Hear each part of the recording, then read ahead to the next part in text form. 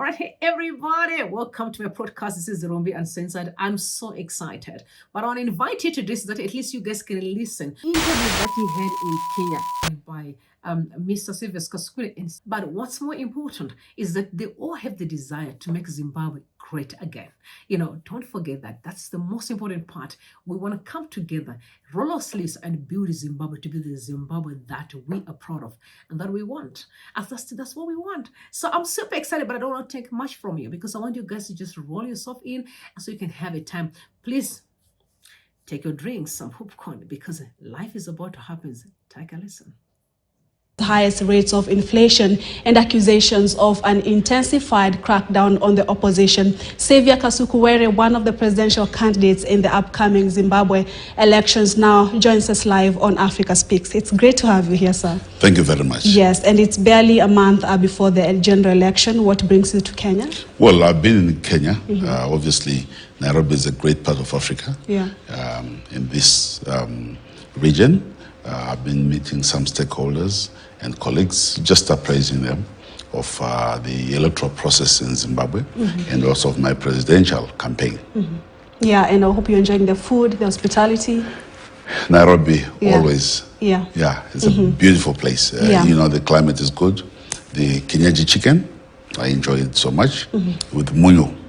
Munyo, that's salt. Salt, yes. Yeah, you know, munyo is a word from my tribe, which is Kamba. So we call salt munyo. In my country, we also call it munyo. Oh, wow. Yes, so the language, and that's why it's important to be in Kenya. It appears every word, whether it's in Kamba, it's Kikuyu, has traces back in my country. Yeah. Nyama ya mbuzi, nyama ya huku, all these languages. Yeah, you also call it nyama ya huku? Nyama ya huku, yeah. That's nyama ya kuku. Yeah, nyama ya kuku, yeah. Chicken. Yes. All right, so welcome to this amazing country.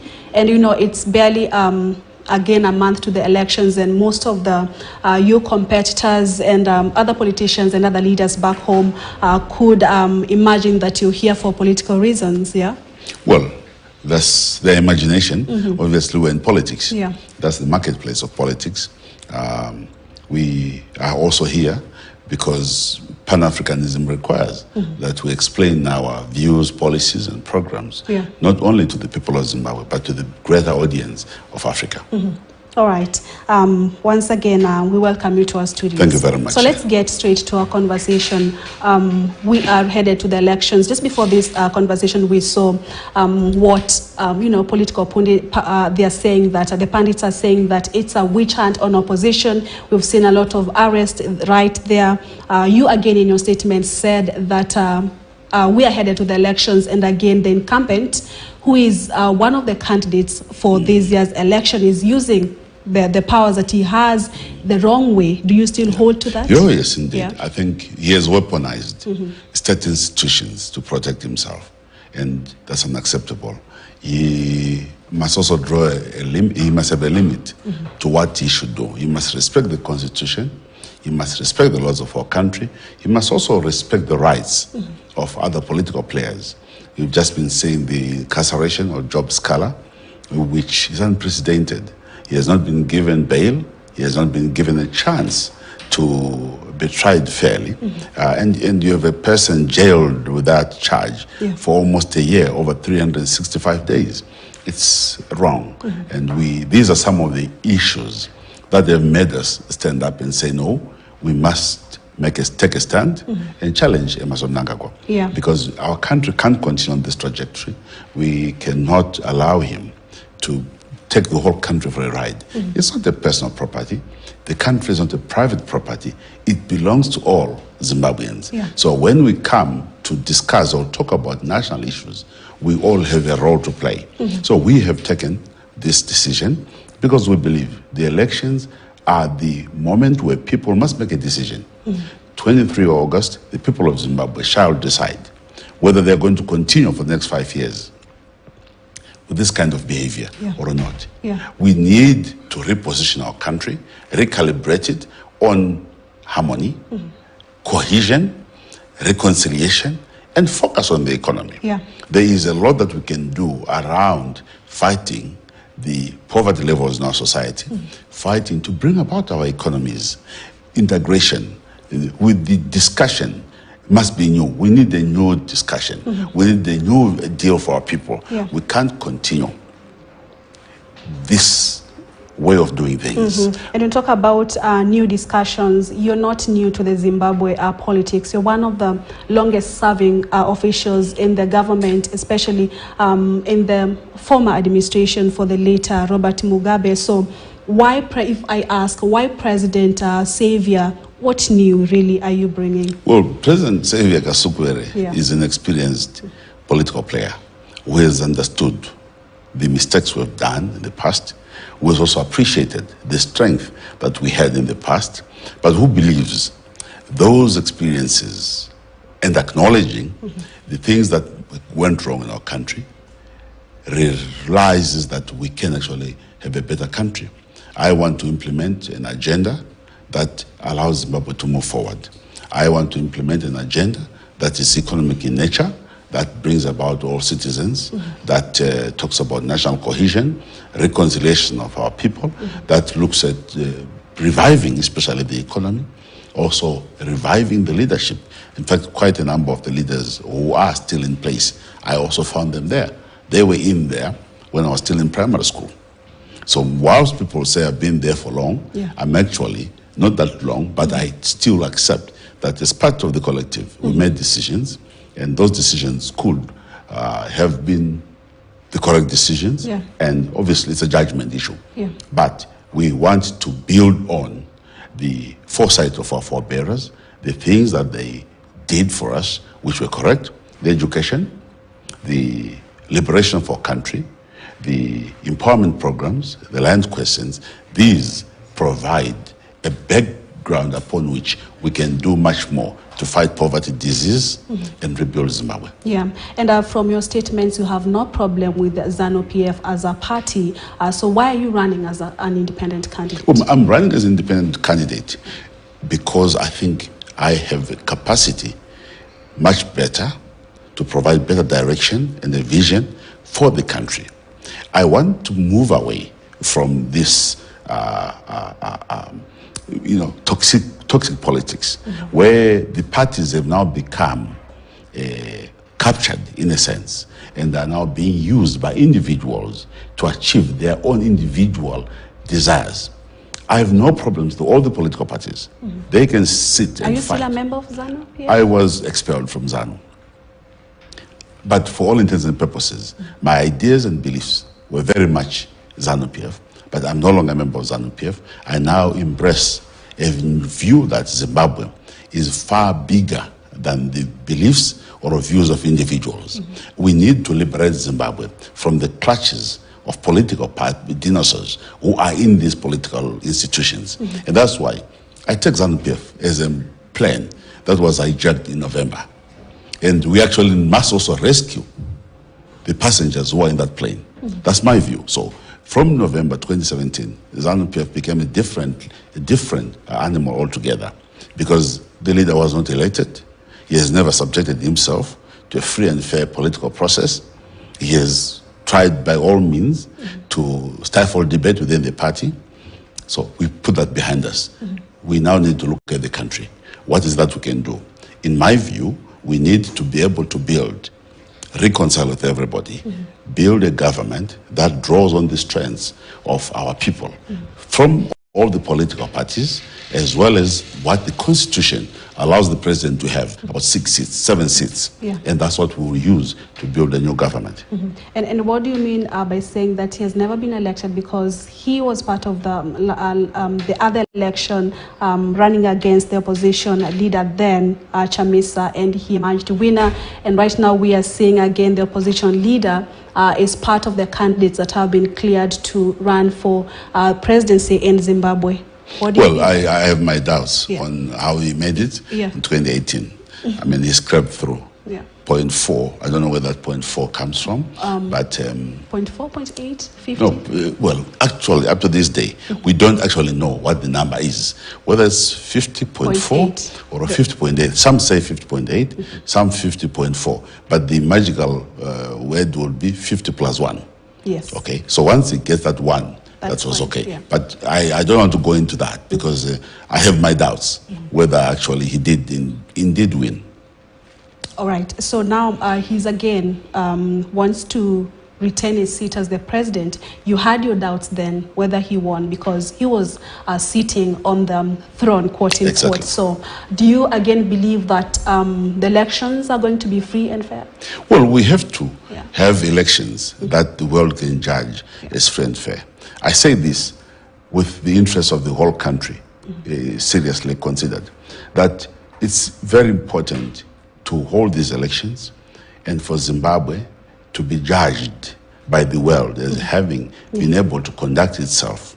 We are going to use these elections as well to cure the coup of 2017. Let this process be as transparent as is possible, even though we have some hiccups, with some challenges around the voters' roll, how it is being handled, around some of the intimidation that the current leadership is trying to place on people, abuse of state resources, buying helicopters ostensibly for the health institutions, but then using them for campaigns. He has the advantage of the incumbents, but I still believe we as leaders have a role and responsibility to ensure that the outcomes are not disputed. We want to be able to collectively say to the world, we held these elections, this colleague won the elections. We congratulate them so that we can send a better message to the world. We don't want disputed elections. So my appeal is to my colleagues, the current president and others. Let's even the playing field. Let's level it up. And we cannot continue to have Zimbabwe being discussed. And we can't continue to also have elections that are disputed.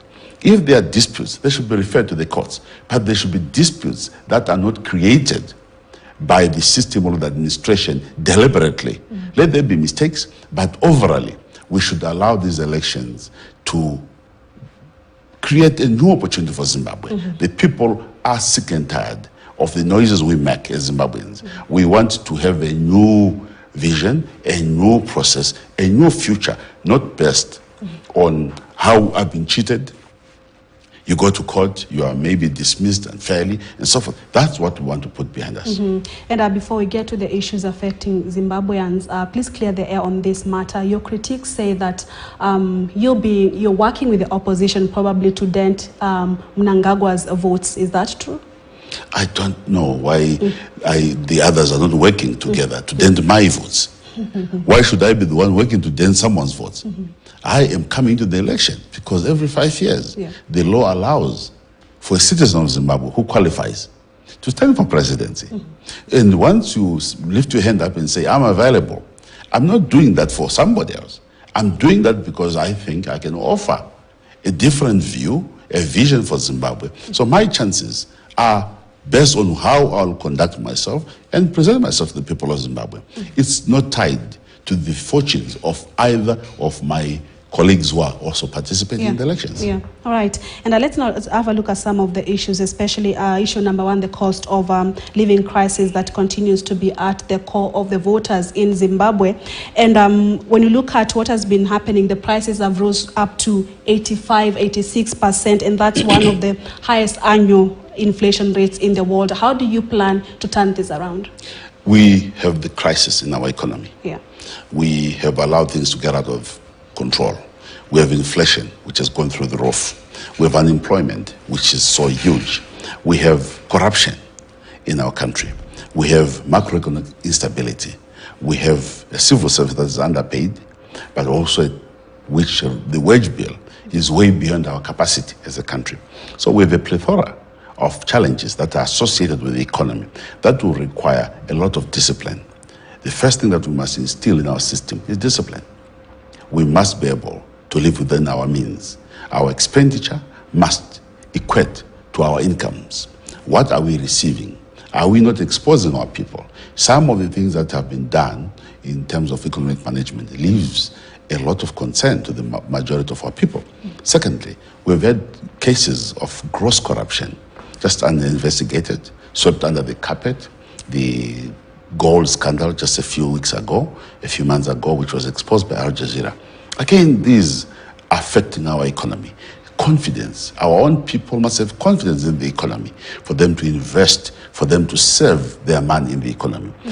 You have a situation where their people savings are eroded, or when they make their investments with the banks, the costs of the money being kept in the bank becomes greater than the interest they are supposed to be earning in the bank.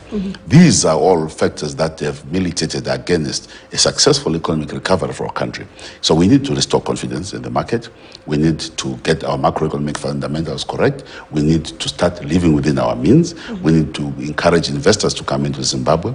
Our laws and regulations must be in such a manner that people don't doubt what we're trying to do, and we can't change them every other week. There must be predictability in terms of our investment climate. So this is what we're going to be doing. Our currency reforms, we need currency reforms. We also need to ensure that even Zimbabwean people have confidence in investing in their own country. These are some of the solutions to the challenges that we're facing in the economy. Yeah, and before we look at what you will do, let's go back to what you have done, because you served as a member of parliament, minister of youth development and employment creation. What would you say you did while you served in the government on those positions that you look back and say, I pride myself in this, and once elected as president, then I want to take that forward? We looked at the empowerment policies, and these are critical, that the people of Zimbabwe, first and foremost, must become leaders of their own economic development. We urged and set in place processes that saw quite a number of Zimbabweans becoming business leaders, business persons, and I'm proud that quite a number of those were in the SMEs have graduated now to become very serious business leaders in our country. In other words, a country without its own major players risks some of the shocks. If you have foreigners running your economy, the day they think they are not happy with you, they'll drop you. But we are excited and happy that the Zimbabweans have answered our call, and they are almost in each and every sector of our economy. Secondly, the mines and mineral policies of Zimbabwe, we did set up structures to ensure that the greater benefits accrue to our people. We set up community trusts. We did indigenize quite a number of the mines, but that work has been stopped. We really need to sit down and look at how the benefits accruing from our mining sector also flows to the communities. You can't have a situation where there is an island of poverty, the seas of poverty and islands of prosperity from the mining sector. Coming to the youth, we set up the youth fund, and my promise is that come August, after winning these elections, we're going to expand, support what we call here the hustler funds. We set up the youth funds in Zimbabwe, and we were almost sitting at about $60 million. But today there is nothing, meaning that our young people are opting out. They're leaving the country.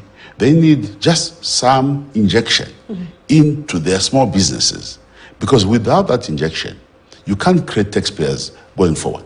So we want to do what we did then, set up youth facilities, youth funds, women, and get every hustler, if I might use this word, every hustler on board. We want also I hope to they understand the word hustler in Zimbabwe. No, they do. Hustlers is universal. Okay. Those who are pushing around, trying to get things to happen. And indeed, Zimbabweans do understand that they have a responsibility, but the state must facilitate. In other words, we need to encourage our pension funds, our banks, to support the emerging markets, the emerging business persons who are starting. We also worked around the youth issue I've talked about, giving skills to the youth. In our view, and in my view, we need to build more vocational training centers. I definitely am Triple C, so I'm Citizen Coalition for Change, but I get excited when our brothers and sisters come together because of the desire to serve. We all can attest that we really to roll our sleeves and make Zimbabwe great again. So I'm so excited when he comes through, and I love what he said, because you know what, when he was speaking, at least I felt someone who had a desire to make Zimbabwe a better country. Don't forget that Mr. Saviour has been staying in South Africa. South Africa may not be perfect, but to be honest, we can never compare with Zimbabwe. So many structures are still in order as far as the government is concerned. But like I said to you, they are not perfect. Corruption is another pandemic that they're dealing with. But before we talk of corruption, let's talk about just the normal systems that are really functioning in terms of technology. We all need to implement the same, if not more, in Zimbabwe. So I'm excited that he's in the ring. Let him contest. Let him do what he has to do. I'm stuck with Nelson Chamisa and I will do everything to support him. But I'm also glad that at least we are going somewhere, because our democratic space needs to be sanitized. We need no men of great minds, not men of screaming and shouting, swords, guns. We are better than that. Right. So guys, I can't wait. Just tell me what you think in the comment section below. But as for me, I'm sold out. I'm sold out by just seeing my brothers coming through and want to make Zimbabwe a better country. That's all that matters to me. See you next time. Don't forget to subscribe to the channel. Don't forget. Share, like, comment. Till next time. I love you all. Bless you.